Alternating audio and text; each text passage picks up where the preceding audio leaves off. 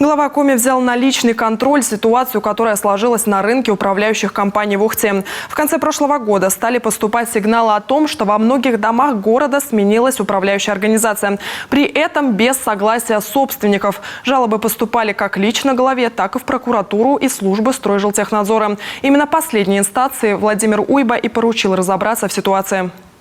Были организованы проверки. Сразу хочу сказать, что вот ко мне обращаются многие жители из Ухты, и им хочется, чтобы это было сделано быстро.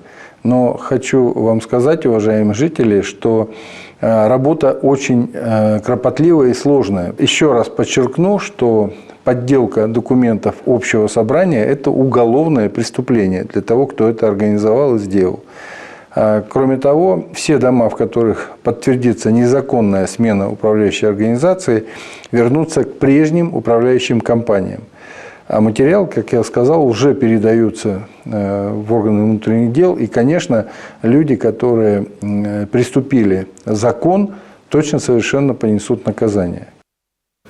Сейчас служба Стройжилтехнадзора кропотливо проверяет документы собраний по 38 домам. Уже подготовлено 20 судебных исков. Также глава Коми призвал жителей Коми в похожих ситуациях сразу обращаться в службу Стройжилтехнадзора. Именно это ведомство контролирует исполнение жилищного законодательства.